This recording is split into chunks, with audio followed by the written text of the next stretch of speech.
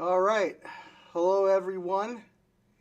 You'll never believe this, but this is like deja vu for me. So, we're starting, and we're not starting again if that's what you're thinking. But give me just 1 second. I have one little thing I need to fix before I get started here. Right about there, I think. Yep, there we go. So this is the Guten Book Press podcast. I started this podcast as a way to promote the books of my publishing imprint, Guten Book Press, right? Which is also an online book retailer. And we have lots of books that we publish by various authors. And I have there on the screen, you can kind of see them right there. Sorry, I'm just a little discombobulated. Let's see here, let's pull it up. This is one of our recent ones here. Anthony Ty Rodriguez, Gemini, which is a great story about two Romans, a brother and a sister in England. Just as Christianity was coming out and becoming a thing, and they're not actually Christians at the time, these Romans, and so that's a major point of friction while they deal with that issue. And then we have, this is another book that I'm happy to promote that we publish, A Bed in Sheol, which is by, I know it's a little, I have to move things around a little bit myself here. A Bed in Sheol, which is the continuation of Jesse's Seed, which is over here. And these are World War II era books, and the second one is the guy's struggles while in not a concentration camp, but he's a prisoner of war. So if you're at all interested in supporting this podcast, we don't have a Patreon or anything like that. All I ask is you go out and buy every book that we mention every time, and buy 100 of them. They'll be great for Christmas gifts for like forever. So that's what we're about. And if you want to be a guest on the show, we welcome guests. Nobody wants to hear me talk for very long. Ask my wife. But it's not that I can't talk for very long, because I absolutely can and will. That's why this is scheduled. It's 6:30 to 8, hard deadline, and it's for your own good, dear viewer. But if you want to be a guest, even if you're a complete stranger to me and I don't know you at all, as long as I don't think you're a crazy psycho, I'll probably put you on it, and I'll probably even let you pick the topic too. So you see our next guest there in the corner. I have already vetted him and determined he is not a crazy psycho. However, we'll have to see how the next hour goes. So before we really get started, I wanted to give a little introduction here. And again, I'm just slightly discombobulated. Oh, they're going to make me do a stupid ad. When it comes to winning internet, TDS is an elite. Well, that's humiliating. Skip the ad. I'm going to play it on my phone so I get a better audio here. That's what's going on here. The Joe Rogan experience. So this is from an interview that Joe Rogan did with Tucker Carlson. And I'll just set the stage really, really quick. In the past, if we were going to have a conversation about aliens, even as of 5 years ago, we would ask ourselves, well, do we even think that they're real at all, right? We'd want to, it was all conspiracy at that point. But in the last, 5 years, give or take, the government has basically come out and said, in so many ways, that these things are real. So now we have the option, are they here to be our friends, or are they going to be our enemies? Then, of course, there is the option that it's terrestrial, right? That it's a piece of tech, that we're witnessing technology that maybe it's not American technology, but maybe it's from like China or something, and they've just bamboozled us, or or maybe the United States knows that it's foreign technology and they don't want to admit that they're being one-upped. I mean, we don't really know that, but what we do seem to know, at the very least, is that there is something, and something is going to come out at some point. They're kind of getting us ready for it, and at that point, we're going to have to then wrestle with these questions: friend or foe. It's going to be a problem for somebody's worldview out there. But one of the options is simply that they're not terrestrial, they're not extraterrestrial, they're supernatural. And some people are seriously considering that as well. So I'm going to play this clip of Tucker Carlson. This is at the end of this video. Oop, I hid the video. We'll bring it back up. Get rid of the little alien because he doesn't need to be there right now. And we'll just listen to this together here. With thermonuclear weapons, this very weird species, I probably look at them as very chaotic, and I wouldn't really have much concern for who's running it, especially if they have the ability to travel at insane speeds and go undetected. And well, it depends. Like that. Okay, so the template that you're using to understand this is like science fiction, right? These are an advanced race of beings from somewhere else. But the template that every other society before us has used is a spiritual one. Mm-hmm. There is a whole world that we can't see that acts on people, a supernatural world that's acting on us all the time for good and bad.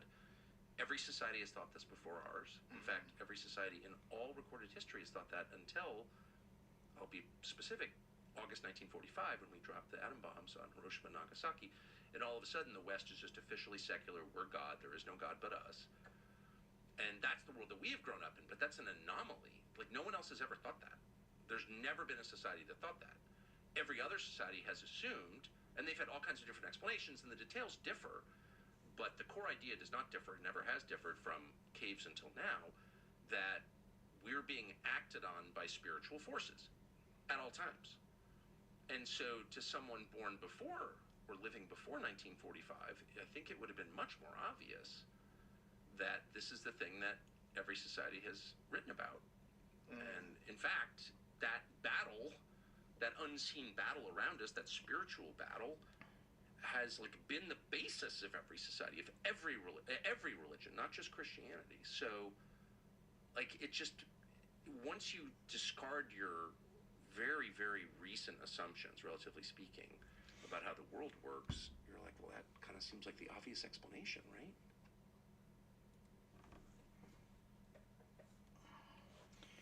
Yeah, so we have lots of options to consider, and the point that I was making is that it's not going to be hypothetical for much longer. It would seem that some kind of revelation from the authorities, and it's going to be presented as credible, is going to be given to us, and we're going to have to deal with it.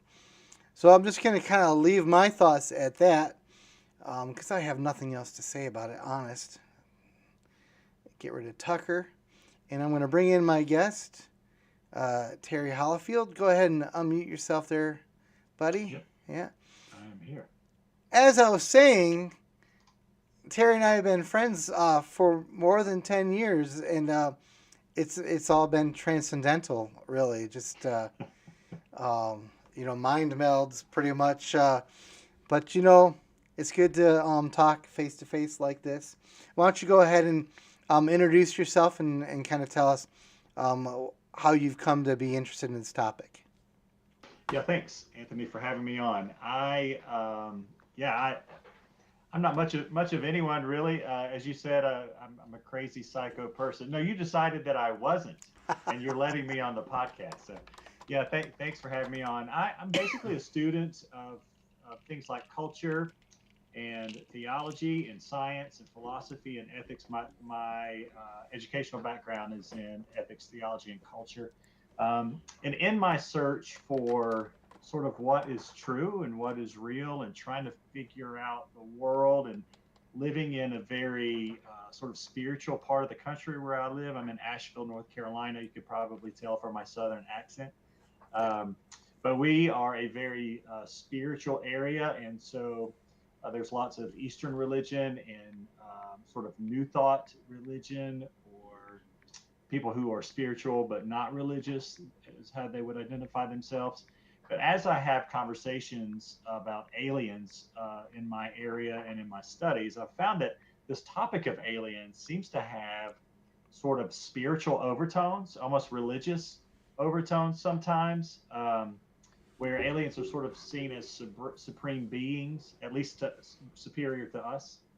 Um, they are maybe capable of delivering us from our ills, maybe through advanced technology. Sometimes maybe thought to be morally superior to us, right, in order to last long enough to develop the technology that they have, whereas we tend to, at least it seems like we may very well destroy ourselves. The concept of panspermia, the idea that the Earth has, in some way, we don't know, had been seeded by aliens, and that's kind of how we got here. It's popularized by people like Carl Sagan and Stephen Hawking and Francis Crick, the cracker of the human genome. So to people like them, it seems to be a genuinely, at least plausible idea. And the whole ancient aliens phenomenon seems to be getting increasingly popular, especially here on YouTube. So you probably caught that these are aliens are proposed as potentially our origin, as being morally superior to us, as potentially being saviors for us through technology. So there seems to be sort of an entire meta narrative that has the concept of aliens as at least some sort, in one sort of another, as a key component to it. So again, culturally, I'm a student. I'm a student of culture, and so I find all this really fascinating. And I think you found a post that I had made on social media regarding aliens, and that's what prompted this conversation about that. So thanks for having me on. Yeah, boy, I already. That was only like last week, and I've already forgot what that post was. Yeah, that's what it was. Aliens. Yeah. Like I should totally have. I should have led with that. Man, I'm such a hack at this. I'm such an amateur. You know what I want so badly is to be able to like look over to my right and say, Jamie, pull that. Yeah. Yeah. Maybe someday, if people buy thousands of copies of our books, maybe tomorrow. Anyway, so in all of that, you didn't necessarily really tell us what you think. I mean, do you want to just quickly bottom line it? Like, just so we have. Sure. Yeah, be glad to do that. I'm not certain, just to be transparent with you, I'm not certain as to whether aliens are extraterrestrial, from another planet, another solar system, that sort of thing, another galaxy, or whether they are interdimensional beings, being from another dimension of our reality, as opposed to another terrestrial place.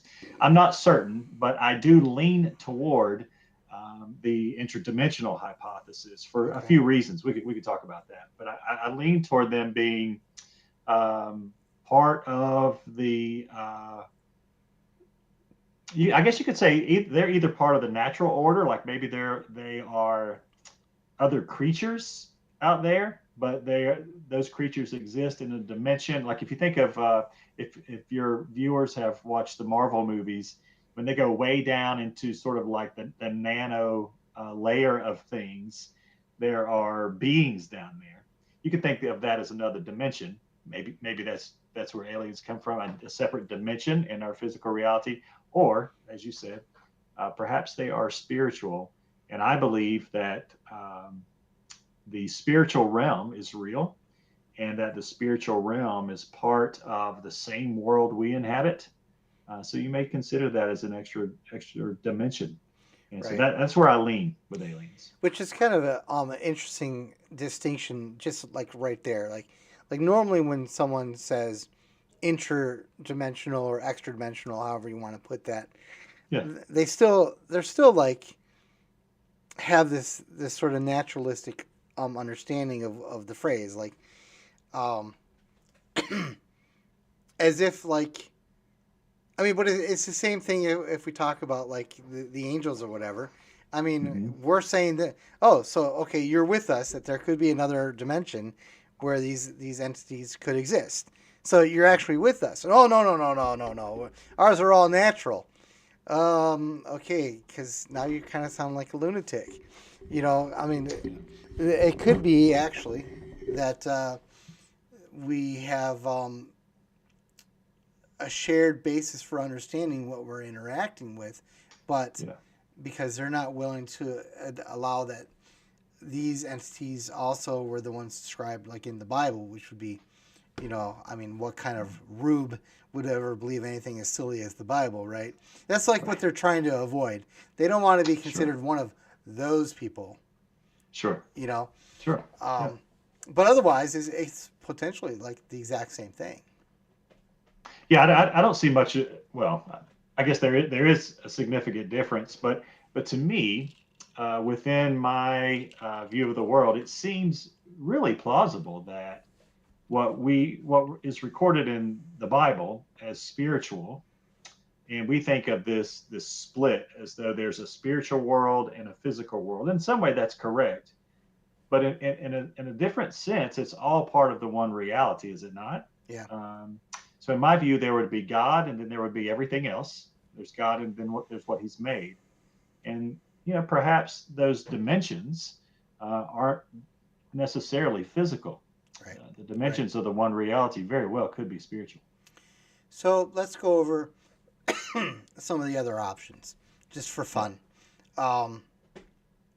So let's say they are some sort of extraterrestrial creature. It seems to me that some of the problems with that hypothesis is that, to my knowledge, as one who has not really studied it a lot, but to my knowledge, there's no one has said that they have seen like spaceships coming into our atmosphere from outer space. Like Right. all these encounters are limited to our sphere. Is that your impression as well? Yeah, it seems that in some way, if they are extraterrestrial, they are already here. Yeah. As you said, we don't see them coming into our habitation, so to speak. Yeah. They seem to be manifesting themselves in some way. Are you familiar with the work of Jacques Vallée? Spell that last name. Vallee. No, I'm not. Okay, so he Jacques Vallée is a really interesting guy. If you ever get the opportunity to look him up, he was an early developer of some technologies that we really use, like precursors of the internet and things like that. And he was a UFO researcher and a scientist, astrophysicist. There's a guy named J. Allen Hynek, Hynek, who wrote a book together with Vallée called The Edge of Reality. And there's a point to what I'm saying. Okay. Who was also an astrophysicist. And they say this quote in that book: if UFOs, which are now UAPs, is what we call them, Right. Are indeed someone else's nuts and bolts hardware, so to speak, then we must still explain how such tangible hardware can change shape before our eyes, like UAPs seem to do, vanish in a Cheshire cat manner, not even leaving a grin, they say, seemingly melt away in front of us, or apparently materialize mysteriously before us without apparent detection by persons nearby or in neighboring towns. We must wonder too, they say, where UFOs are hiding when not manifesting themselves to human eyes. So exactly what you're saying. If there's someone else's nuts and bolts, we've got some explaining to do. Yeah. But the fact that we're not observing them come from space per se does Yes. add even more weight to that question. No question. Yeah. So before I like take it in further in that direction, like in my mind, if I think about extraterrestrials, first of all, I don't share. You and I are both Christians. This is not necessarily a Christian podcast. It's not designed to be like that. But you and I have that in common, and we have this worldview in common. But in that worldview, everything was made subject to humanity, right? It's made. Man is the thing. So whatever these things are, by inference, then they're subject to man. And they might be hostile to us, but they're still under our dominion, if that makes sense. Sure. But they could also, in that same vein, be they could just as easily. This is the thing, like within this worldview, they could just as easily be people like what was it when. Do you remember when I mentioned the thing about my short story idea? Was that on the first broadcast or the second broadcast? I think it was the first. Because I'll mention it again. Or for the first If you time. don't remember, then your viewers don't remember Right. either. So I have this idea. I had this idea for a long time. It just never developed. Of a short story series where aliens come, they land on the White House lawn, they climb out, and they go the whole "take me to your leader" thing, and they see him coming. So they've got they roll out Richard Dawkins, all the other chief atheists, and they go out to meet the aliens. And Dawkins is like, ready. Well, yes, we do know about evolution. Thanks for asking. And they're like, what, do you believe in God, the maker of the universe? And they're like, the atheists are like, Dawkins is like, no, we've done away with that stuff. And they laugh. That's like the funny part about the whole idea is, so they laugh in the face of our greatest experts, get back in their ship, and fly away. Like they're just and laughing the whole time. To me, that's as equally plausible as a scenario as any other. You know, so it doesn't necessarily follow to me. Like look at our movies. We got, there's Men in Black, I guess, which is a little bit different, but like War of the Worlds, all the cultural expressions of this are of the imagination. They're always it's in the zeitgeist, isn't it? Yeah. The aliens thing. Yeah. They're always superior. Sometimes they're sentient. Sometimes they're just mere beasts. But basically, they're godless creatures, if to put it that way. And I just don't accept that premise. Whatever might be revealed, for all I know, could be something that puts us to shame, morally speaking. They might see us and immediately smote us. Sure. They're like, okay, Sodom and Gomorrah time for you folks. For all we know. What do you think about that? Yeah, I mean, again, like I said, sort of in my introduction, if they are technologically superior to us, obviously, in order to be able to get to Right. us, Yeah. we can't get to them. They would need to be technologically superior. The ancient aliens hypothesis would indicate that if that view is accurate, then certainly they had superior technology to us. And if they are to have not self-destructed long enough to develop that technology, they're probably morally superior to us. And so, Yeah. why would they not smite us and take our planet? Right. Yeah. Sure. They're more worthy of it than we are anyway. Yeah. So, how in depth have you gone into like some of the specific sightings? It's been a while since I've gone into specific sightings. I did a talk at a conference on this topic in 2000. Might have been the same time around the same time you and I met, Anthony, but maybe a few years after. I think it was 2011. So it's been since then that I've dug into specific sightings, other than the more recent disclosed governmental things from like our military and Yeah, stuff the like that. Operation Blue Book or Project Blue Book. Isn't that what Yeah. it's called? Oh well, I mean the more recent times, of like where the whistleblowers were Oh, before Congress and that sort of thing. yeah, gotcha.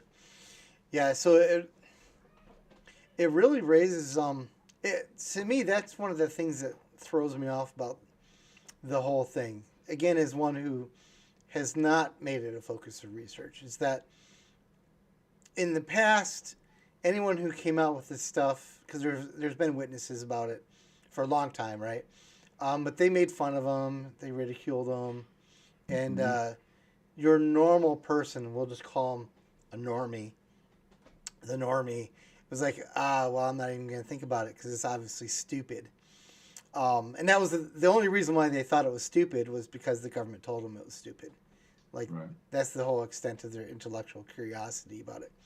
But now the government is itself lending its credibility to it.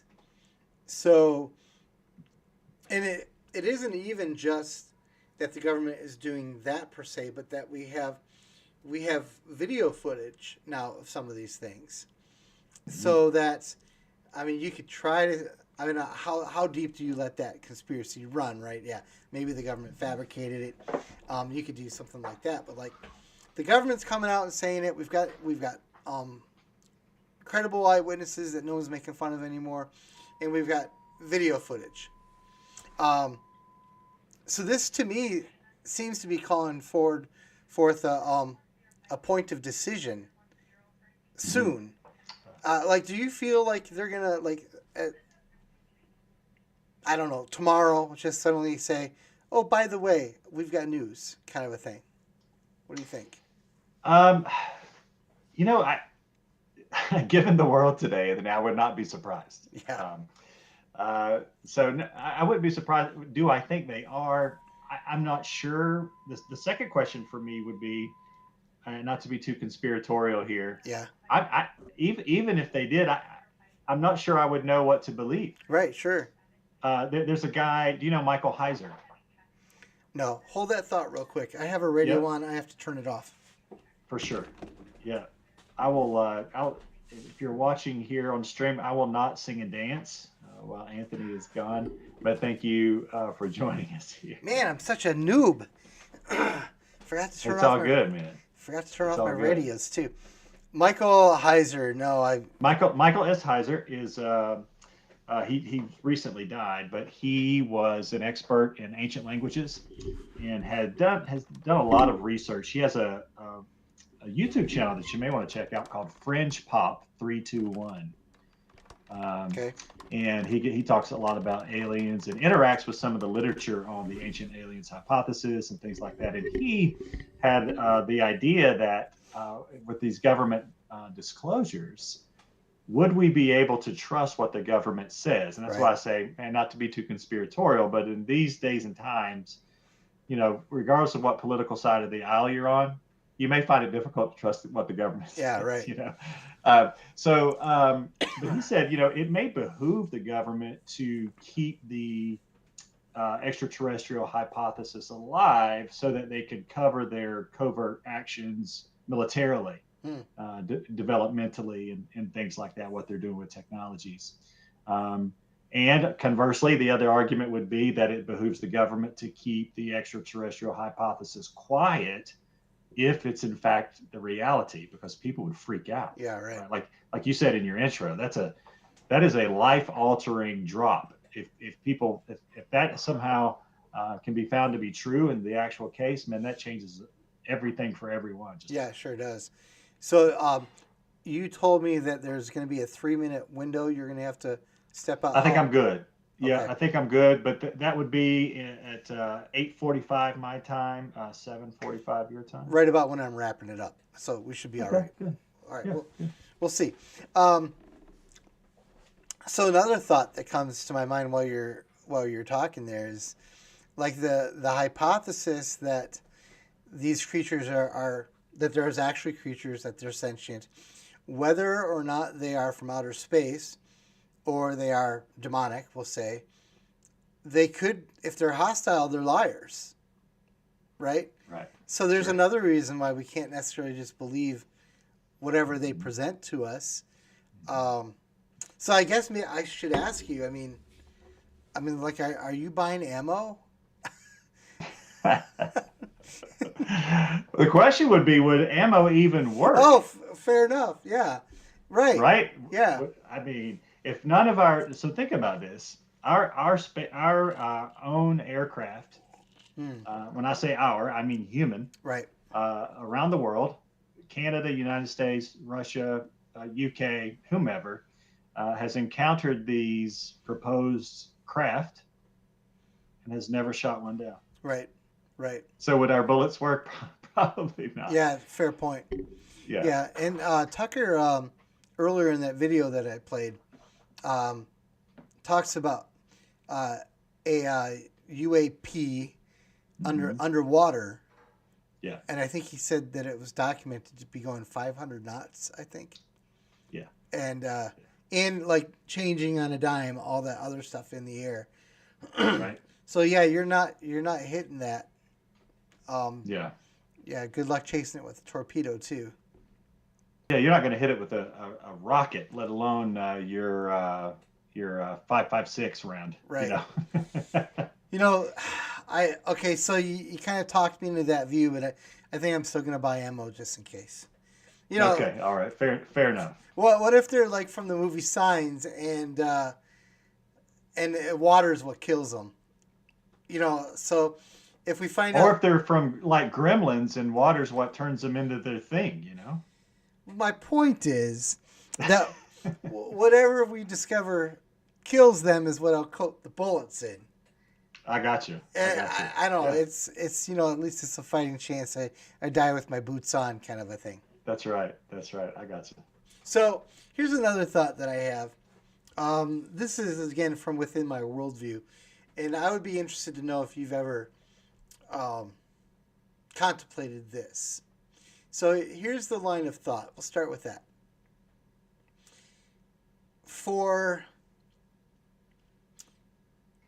There are virtues that we have that only exist by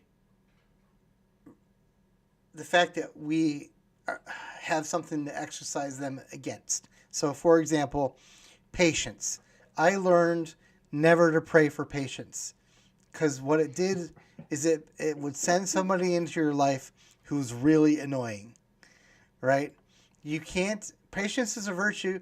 We all acknowledge it. We all are like, yeah, patience, you're a good person if you're patient. But you can't be patient if everything is easy, right? There's got to be something that that grates you. Otherwise, you can't exercise that virtue. So, and that would be true in an unfallen world as well. Sure. So, even even before Adam and Eve sinned, this is something I believe in Adam and Eve, so I believe that narrative. Even in that perfect world, then, in order for them to show patience, there would have to be, in an unfallen world, still someone that annoyed, the hell out of them. Even in a perfect world. Okay, so I'm going. Yeah, even if that person weren't like sinning or whatever, just annoying. Yeah. Yeah, sure. Yeah. So here's the other virtue: courage. Right. So you can't have courage unless there's real peril. And I don't know where this thought got into my head, but the C.S. Lewis's space trilogy book, the first book out of the Silent Planet, has the Hanakra, and it's this creature that and it's like Mars. Okay, it's like Mars. That's the Silent Planet, and the people on Mars, the entities on Mars, they haven't been infected by our sin. Not yet. I mean, yeah, I won't give anything away. They're not infected by our sin, but they still have the Hanakra. They still have this creature that can kill them, and that they have reason to go and confront. So I sometimes wonder if, even if we set aside the idea of aliens, and maybe the phenomena that we're witnessing has nothing to do with this at all, I still wonder, even like when God created the world, he said, you know what, they're going to need Hanakra, because courage is a virtue. And so what if there is this thing that's out there, this entity that's out there, that's coming towards us on a meteor, that was all ordained from the beginning to give mankind the ability to show courage? What do you think about that wild and crazy idea? Wow, man, that is interesting. So, how would you see that fitting into your the meta narrative that you adhere to? Because are you saying that maybe? Well, that sounds like panspermia to me. Hanakra was not a. It was like just a beast, right? It's like a. Right. Right. Yeah, like a. So are you saying that the Hanakra could be what was in the garden with Adam and Eve? Or I guess I'm not following you. How? Well, it doesn't necessarily have to be an extraterrestrial type thing at all. It could just be bears and sharks, right? Oh, I see. Yeah, sure. Yeah. Okay. But the problem with that idea is that under this scenario, in the sinless world, there was no danger posed to us from bears and sharks that I can tell. So no reason or cause to have to show courage. Mm-hmm. So I'm positing some sort of a creature so God said, I want my people to be completely, they're going to be completely sinless. That was the design. And, Not descendants of Adam. Right. Yeah. But I want them to have an opportunity to show courage. So I've got to give them a danger. So there's going to be this Hanakra entity, and it's just been waiting, and we haven't seen it yet, or maybe we're seeing it now. Yeah, yeah. So you would say whether it's part of the phenomenon that we're seeing or not, this thing could be on its way. Yeah. And how would that affect the worldview of you and I, people like you and I, Yeah, who are right. Christians? Yeah. We've got some intelligent, at least, entity out there, somewhat intelligent, to arrive. Yeah. Maybe on the back of an asteroid, you said. Right. Yeah, that's an interesting thought. I think Lewis. There are different thoughts about that. You know, whether Lewis was using them as a metaphor or, that sort of thing. What sort of device was he using them for? But I think it's an interesting thought experiment. You know, Yeah. How would you see that working out, Anthony? If something like that arrived, say, like you gave me the scenario of the government. Dropping the disclosure tomorrow. What if this Hanakra arrives tomorrow? Well, I think that the people who would be most challenged by it would be fellow Christians. Mm-hmm. You know, we're the ones. I mean, we're already sort of primed, like the Tucker Carlson thing shows. We're ready to interpret. We have an explanation without appealing to things. It's already there. We can say, demons, no problem.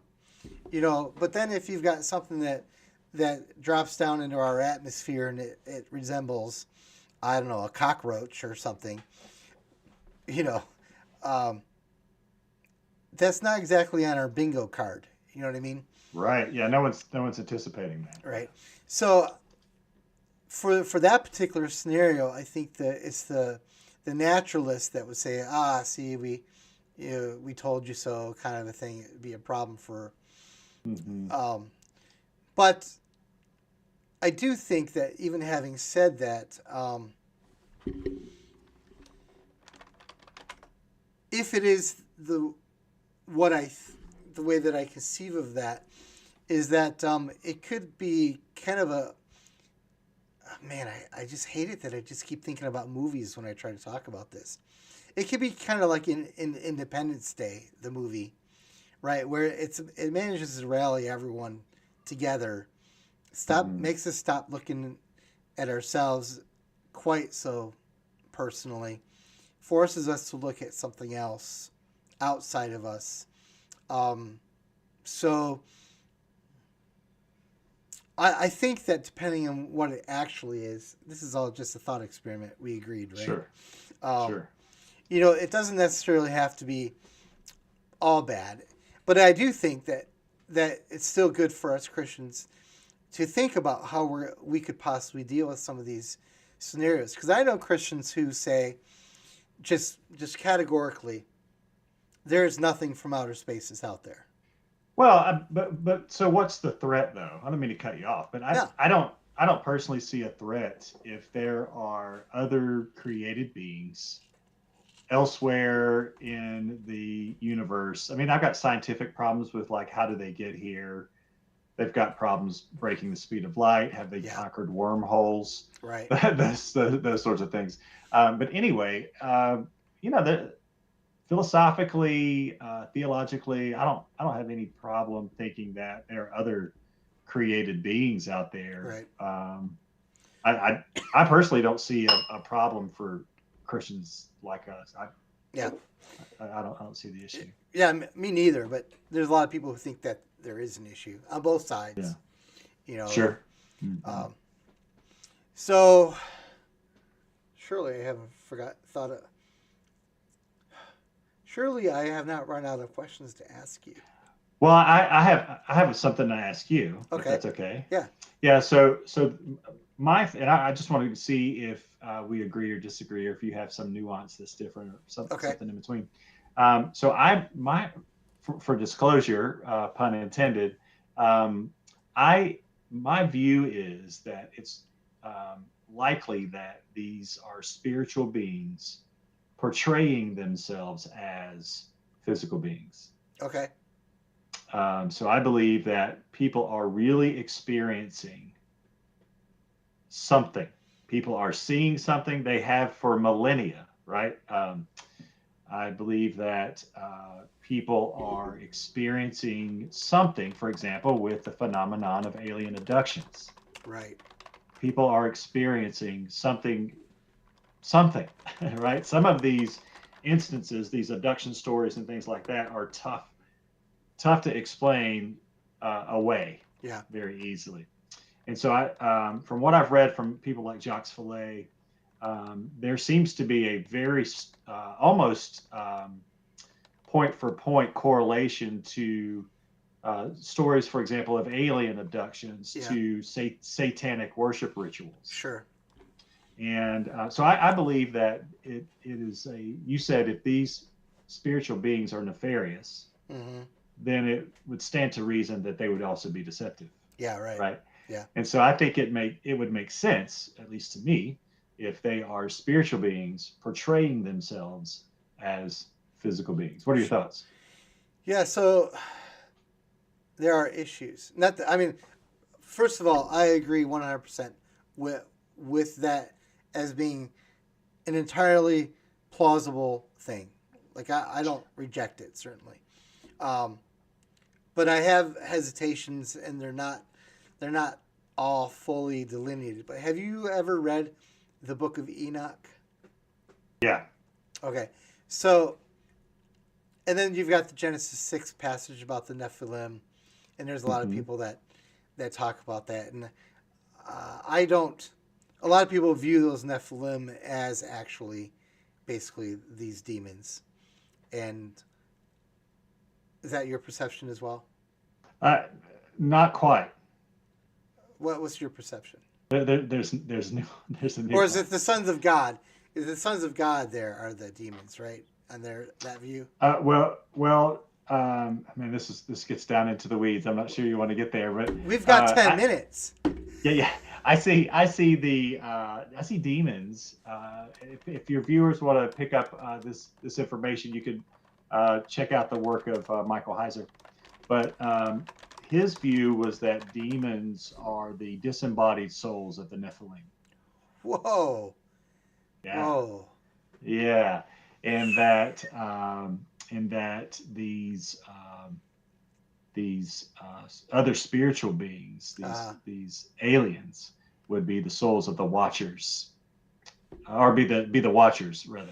So just to clarify, this guy is nonfiction, right? This is a nonfiction. Well, it's nonfiction. He also has some books of fiction, though. All right. Okay. It's too bad that he wrote before you had your publishing company. Okay. So so the Book of Enoch, like, kind of talks about some of this stuff in the intermarriage. Watchers and and that obviously that's a very old book. It's not, you're going pretty far back with these ideas, really. Like, if anyone thinks that this might maybe even what Tucker was talking about how, like, people have already really, this is all ground that has been covered in a lot of ways by religious people. But there's an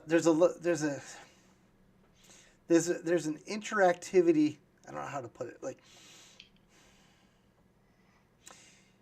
it allows that these spiritual entities have access into our world that I am not comfortable thinking that they actually have. Okay. Like in my mind, for example, with like demon possession, which I believe I've witnessed before, so I definitely believe it. But, I think I have too. Yeah. Okay. My impression in those circumstances is that those events were precipitated by the person in basically inviting them into their mind and letting them reside kind of in that kind of sense. But for something like in like that whole Book of Enoch narrative, somehow they're able to do far more than that. They're able to have intercourse with people for if you don't know what that means, I mean sex. Not you, of course. I'm talking about my viewers. Yeah, I got you. Yeah, and actually like have offspring, and that, I think, like, there's just not a whole lot of data points to support that. You've got the Book of Enoch, which, take that for what it's worth, and you've got maybe Genesis 6 and maybe 2 or 3 other really obscure things. So Jude. Yeah, right. So just not a whole lot to go on. I mean, I would be willing to consider it, but I'd have trouble bringing myself to a conclusion based on that limited data. I hear that. Yeah. I just for clarity, I wouldn't take the view that spiritual beings had direct sex with humanity. I would see that as being done surrogately, so to speak, via demonic possession or spiritual possession. Interesting.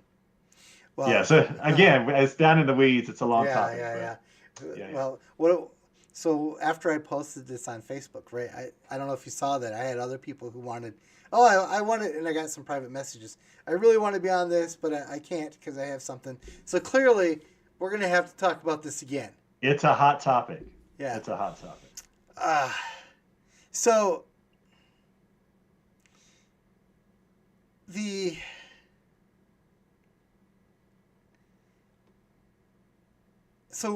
question, all right, so you brought up a really good question before. So where are they then when we're not looking at them? Where are they residing? They must be able to pop. Okay, let me rephrase. I think maybe I've figured out a way to present my objection from before. Like, why can they, like, according to my worldview, everything's in dominion of mankind. So why can't we go into their world, but they can come into ours? Does that, I mean, what do you think? Well, I would say that you already believe that spiritual beings can come into our world. Yeah. No, you're right. They obviously have the ability to interact, but as far as like in a physical sense, where they could pick up Sure. a baseball and throw it at me and hit me in the eyeball with it. What are your thoughts about Sodom and Gomorrah with the angels there? You know, Fair enough. we had Yeah. Right. right. So these are clearly angels, right? Yeah. Biblically angels who came in some physical form, so much so that the people there wanted to have sex with them, Right. Right. eat food and whatnot. Uh-huh. Yeah, interesting. So yeah, clearly we've come to the point where we're either going to have to talk for another 3 hours. Yeah, right. Right. We have some comments here. I don't know if you are watching them. I haven't been, but I can click over there. Well, JB has a really good question and touches on one of my own beliefs, and I'll mention this to you. Here's what he says. The thing that I'm looking at. The problem with other created beings is sin and salvation. Were they affected by the fall of man? Were they saved by Jesus? And so that ties in a little bit with my overall view of this, in the sense that everything's in dominion to man. That's the way God made it. And I'm going to say something that would probably... I shouldn't say it because I'm going to get stoned. It's your podcast, Anthony. You can say what you want. I know, but I'll suffer the consequences. There will be consequences. Yeah. Get hit with. It has always been a possibility in my mind that God did have a plan of salvation for the demons. But one of the reasons why the demons hate us so much is because that plan still ran through humanity. You know, and death came through the first man, but life comes through the new man, right? Which is Jesus, but it's still man. And they were just offended by this. But so if they're going to be redeemed, it's still through. There's only one way, like, to be reconciled with God, in this creation at least, and that's through Jesus, the man, who's God also, right? But so that's surely going to get me on some list somewhere. But what do you think? Yeah, I've actually never considered that, but it's not my view. My view would be that yes, JB, I would think that, as Anthony said, all of creation is subject to the fall of man. Yeah. I think the Bible's pretty clear clear about that. So from our perspective, our Christian perspective, we would say that, like the Apostle Paul says, that the whole of creation groans and suffers, right? Exactly like right. in childbirth through all of creation. Yeah. Every bit of it. Yep. And so I would see these potential aliens, whether they be extraterrestrial or interdimensional, either one, to be subject to that same fall. Yeah. However, where I differ from you, Anthony, would be that I wouldn't necessarily see them as being offered redemption, and for a few reasons. I think that Jesus came to redeem the sons of Adam, and which aliens would not be descendants of Adam unless some sort of reverse panspermia happened, and we back in the past sent people to space, and they are us, like Stargate. There's some science fiction, Stargate kind of thing, which would make this whole question moot. But I don't see that spiritual beings in Scripture, including angels and fallen ones, aren't. I don't see that they're offered redemption. You know, the Scripture talks about the angels longed to look into our salvation and can't. So I wouldn't think that aliens, if they are then spiritual beings, would necessarily be privy to, so to speak, appropriating the sacrifice of Jesus. I feel like I need to say that it was all just a thought experiment. Don't bring me before some church council. No reason to light the fires quite yet. I have not offered anything definitive. And I'm with you kind of You have to go. Actually, you want to cut? What's that? I can go 10 minutes. Okay. I can take 10 minutes. Yeah, All I right. can delay a little bit. Well, maybe we'll go 5 minutes or something just to Okay. split the Good. difference. All right. So, like, my hesitation would be that God did not, when He made the world, He loved everything in it. Sure. So that would apply to even the spiritual beings that disobeyed. And from that logic, this is why I entertain this hypothesis. Oh, wow. What did I say?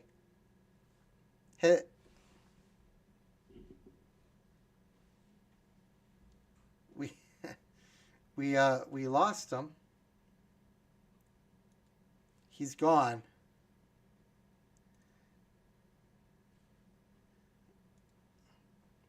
Well, that's awkward. Does anyone know where Terry Hollifield is?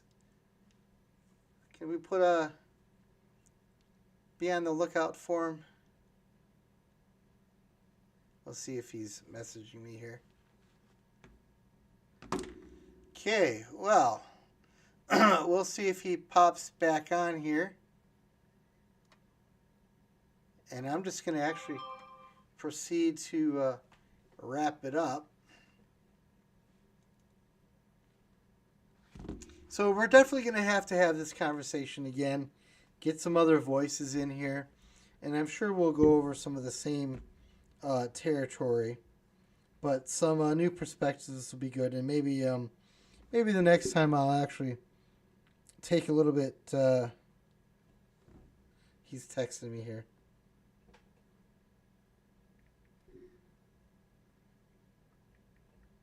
I'm telling him, don't worry, I'm just going to wrap it up.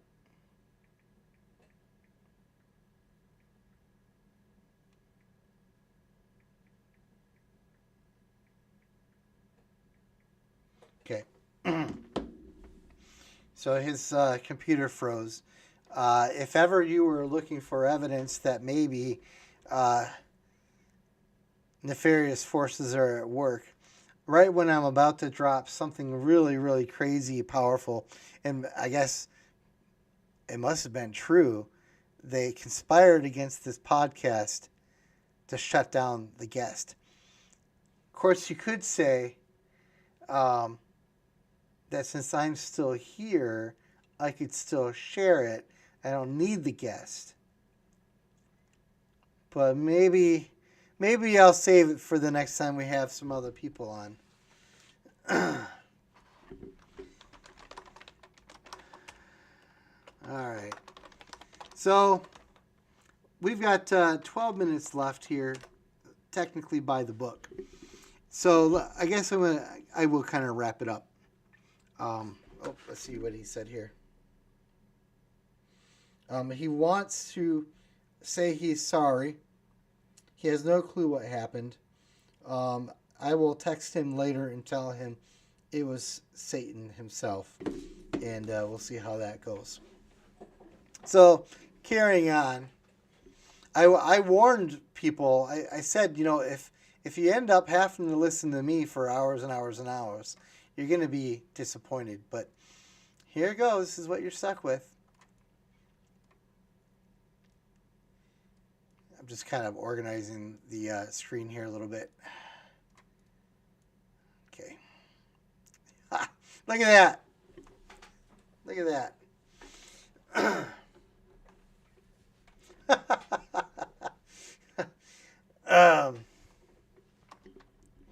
Sorry, I'm reacting to what's going on in the chat over there.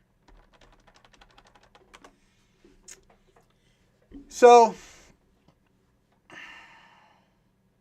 we covered a lot of ground in that, and there's obviously a lot more to say. And some of it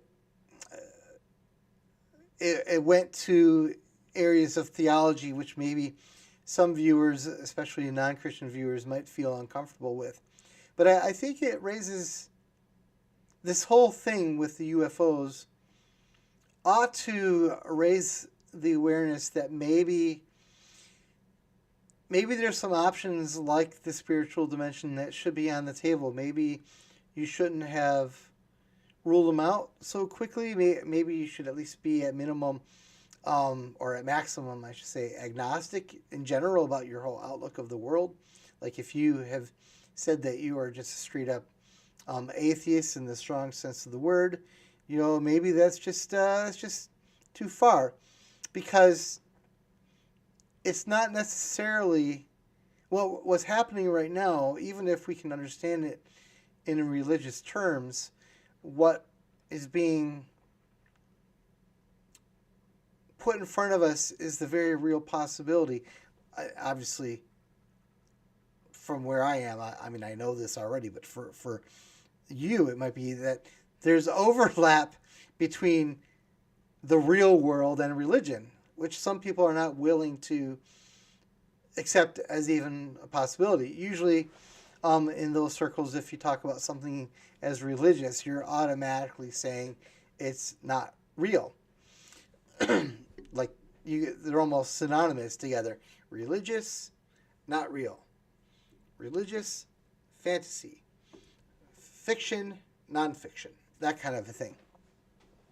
But something's going on with these UFOs, and I think they are leading up to some sort of big revelation about what they are or what they mean to us. And there will be worldviews that are challenged by this. And I don't know, this encounter, whatever it is. And it's going to require discernment. It's going to require an open mind.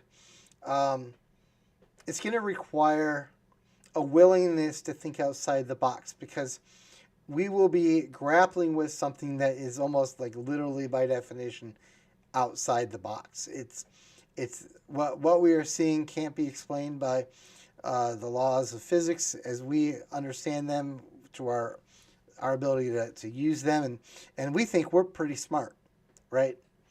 Like that's sort of the hubris of our era right now, is we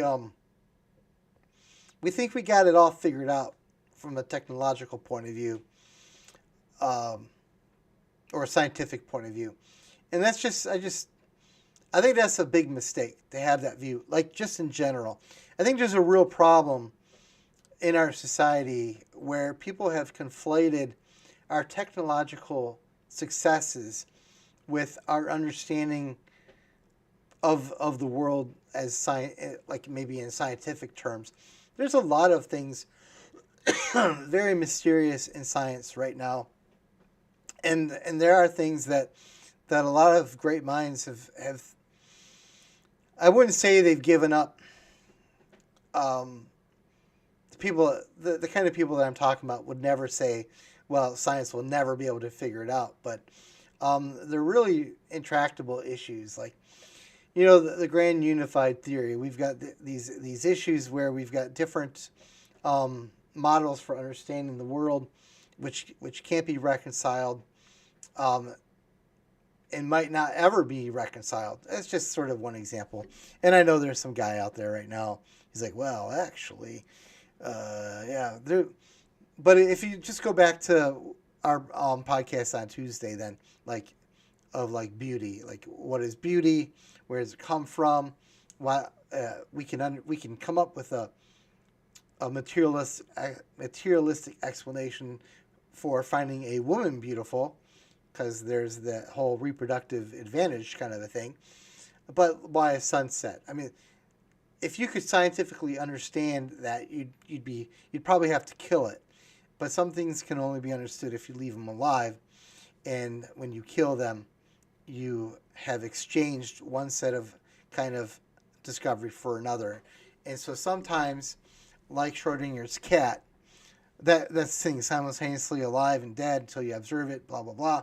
But sometimes, like, as soon as you do that observation, one way or the other, you kill the possibility of the other observation. That's kind of what I'm getting at. And so we look at our technological successes and what we can do with cell phones, and I mean, we could just go on and on and on about it, right? And we think that we have some kind of, that we've mastered all that we need to know. Well, notwithstanding any of the things that I others said, there's still basic problems like why do we have a world where we still have so many people trying to kill millions of other people? I mean, these are like weird mysteries, kind of in their own right. They're hard to fathom, and to really understand these things in strictly materialistic ways. Just because I don't want to keep bringing up the materialistic. Here's what I'm trying to say. Just because we can put a man on the moon doesn't mean we understand fully the complexities of what it even means to be human. There's some hard limits. And I'm not saying that we might not go a long way to figuring out some of that, but we should not deceive ourselves into thinking that we're further along than we actually are. So, bottom line, UFOs, I don't know yet. Maybe we're all going to find out together. We're definitely going to have this topic again, and I'm looking forward to it. So I'll just wrap it up with, hey, if you want to be on the podcast, let me know. Send me a message, however you know me. Gutenbook Press on X is probably the easiest way if you're a complete stranger. Our topics are going to be varied. Yeah, I'm going to try to sell some books as we go. It's part of the deal, too. You don't mind. People got to eat, right? But I'm not just open to guests and their topic ideas. Please submit your own topic ideas. We're going to be doing this for a while. It's going to be fun. I want to have fun. We're going to have fun together. So that's about all I have to say. Let me just take a quick look through the comments here. Art Bell. Interesting. Well, that just proves my theory. Okay. Well, I'm not going to belabor it too much. All the good stuff would have come from my guests anyway. Thanks for watching. This is the GutenCast. Signing off. Okay. Now I got to go to end stream. Right there.